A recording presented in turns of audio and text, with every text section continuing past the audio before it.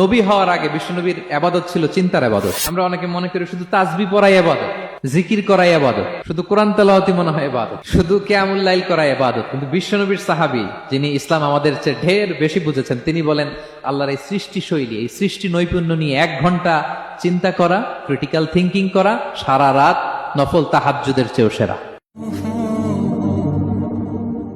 সূরা আলে ইমরানের 190 নম্বর আয়াতে আল্লাহ তাআলা বলেছেন, যারা আকাশ বাতাস পৃথিবী সৃষ্টি নিয়ে চিন্তা করে এবং সর্ব অবস্থায় আল্লাহ তাআলার জিকির করে, ওয়া ইয়াতাফাক্কারুনা ফি খালকিস সামাওয়াতি ওয়াল আরদ, এবং তারা তাফাক্কুর করে, ক্রিটিক্যাল থিঙ্কিং করে, এবং তারা বলে মা খালাকতা হাযা বাতিলা, হে আল্লাহ তুমি অনর্থক কিছু সৃষ্টি করো নাই। মনে রাখবেন, এই পৃথিবীতে আল্লাহ তাআলা অনর্থক কোনো কিছু সৃষ্টি করে নাই, করেছে? যেটাই সৃষ্টি করেছে এটা এর মধ্যে মানব কল্যাণ আছে না নাই? আল্লাহ তাআলা আমাদের জন্য কল্যাণ রেখেছেন। এবং এই আয়াত যখন নাজিল হল, বিষ্ণু ইসা ইসলাম বললেন, ওয়াইলুন লিমান কারাআহা ওয়া লাম ইয়াতাফাক্কার ফিহা, ধ্বংস তাদের জন্য যারা এই আয়াত তেলাওয়াত করে কিন্তু এই আয়াত নিয়ে চিন্তা করে না, গবেষণা করে না। এবং কোরআনের বিভিন্ন আয়াতে আল্লাহ তাআলা বিশ্বনবীকে বলেছেন, নবী হে, আপনি আপনার উম্মতদেরকে নবীদের ঘটনা শোনান। কোরআনের 3 ভাগের 1 ভাগ হচ্ছে ঘটনা। পুরো কোরআনের 3 ভাগের 1 ভাগ কি? ঘটনা, স্টোরি টেলিং। কারণ গল্প মানুষের মনে দাগ কাটে।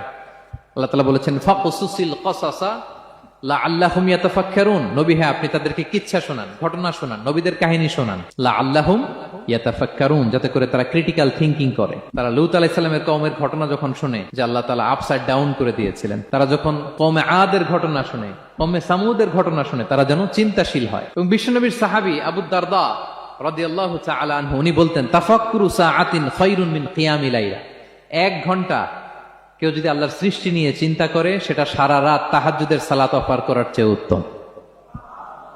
আমরা অনেকে মনে করি শুধু তাসবিহ পড়াই ইবাদত, জিকির করাই ইবাদত, শুধু কোরআন তেলাওয়াতই মনে হয় ইবাদত, শুধু কিয়ামুল লাইল করাই ইবাদত। কিন্তু বিশ্বনবীর সাহাবী, যিনি ইসলাম আমাদের চেয়ে ঢের বেশি বুঝেছেন, তিনি বলেন আল্লাহর এই সৃষ্টি শৈলী, এই সৃষ্টি নৈপুণ্য নিয়ে 1 ঘন্টা চিন্তা করা, ক্রিটিক্যাল থিঙ্কিং করা, সারা রাত নফল তাহাজ্জুদের চেয়েও সেরা।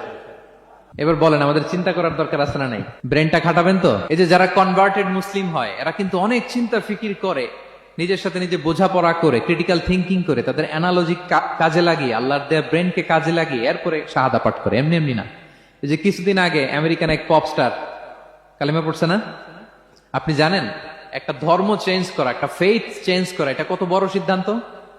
হ্যাঁ, বাপদাদার ধর্ম, বয়স 30-40, এতদিন যে ধর্ম মানলাম, এটাকে চেঞ্জ করে নতুন ধর্মে কনভার্ট হয়, এটা কত বড় সিদ্ধান্ত? Could you imagine that?